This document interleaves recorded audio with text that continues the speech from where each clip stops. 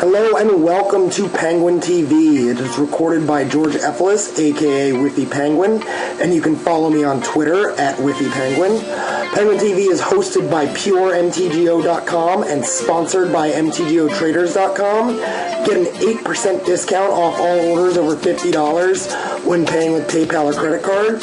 And you can check out KeepYourGames.com and get an extra 20% off when trading paper for digital.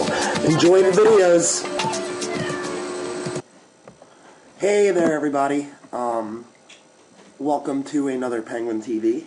This week, we are going to be kicking it with Elesh Norn, Oath of Druids. So we've looked at Oath of Druids decks before, and this is not significantly different than most any other Oath of Druids deck. I will start off by saying that I do not, however, think that this is the most optimized build that you could be playing. I built this deck based off of a conversation that my co-host and I had on Yawgmoth's Soap Opera last week. And this is a direct result of wanting to, try and put my money where my mouth was by not only placing with Oath of Druids, but by placing with Elesh Norn and having a leg up against all of the Delver of Secrets and Hate Bears and what have you. One of the problems that Oath of Druids has historically had with these creature decks is that unless you get down a really fast Oath, chances are that they can race you if you lay a mid to late game Oath of Druids. And Elesh Norn stops them from being able to race you because it clears the board. One downside of Elesh Norn as a main deck creature is that, one, she pretty much turns off your ability to ever Oath of Druids again while she's on the table. Two, she turns your Forbidden Orchards into free City of Brasses that deal no damage. So let's get into it. We'll take a quick look. We've got our mana base here, 19 lands with no wastelands or strip mines, followed up by 4 Lotus Petals, a Mana Crypt, and a Soul Ring for all the fast manas. We've got a slightly extended tutor package. We've got our 3 black tutors, as well as Tinker and Mystical Tutor. The Mystical Tutor is the slightly extended. And the reason we've got a Mystical Tutor primarily is to find balance in the main deck. For our selection, we have 4 Brainstorm and a Sensi Top, as well as 2 Jace the Mind Sculptor. But Jace the Mind Sculptor I categorize as a win condition and not card filtration / draw.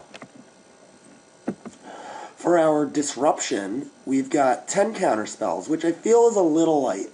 I feel like I would want to be running 12 counterspells. This is another reason I think that the list is not quite optimized. I'm not sure what I would have to cut to get in another 2 counterspells, and I'm not exactly sure what they would be, possibly Spell Pierce. But we've got our 4 forces, and we've got 2 mana drains, which can help us hardcast into Jace and Elesh Norn. I'm not entirely sure if I hardcast into Elesh Norn in this event or not, but I know I definitely hardcast her. I don't know if it was with mana drain or just because it was a very long game.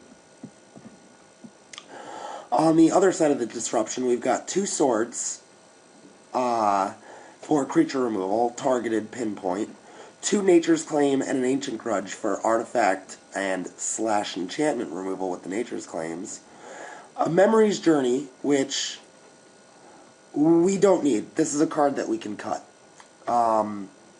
We definitely do not need this card, even though it's an on-color Krosan Reclamation that is better.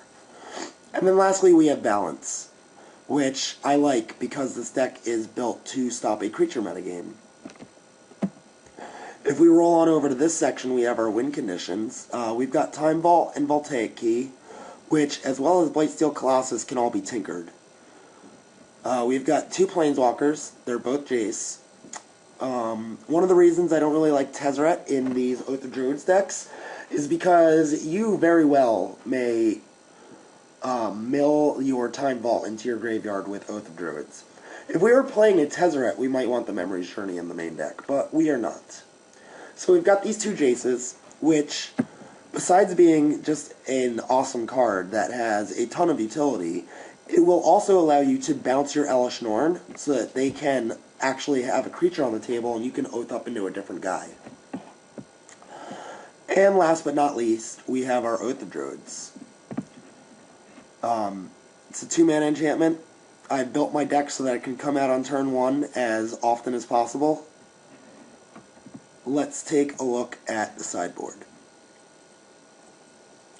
So, for Dredge, we've got 4 Leylines and 2 Yixlids. We're skimping a little bit, but Elesh Norn is a fantastic Dredge hoser.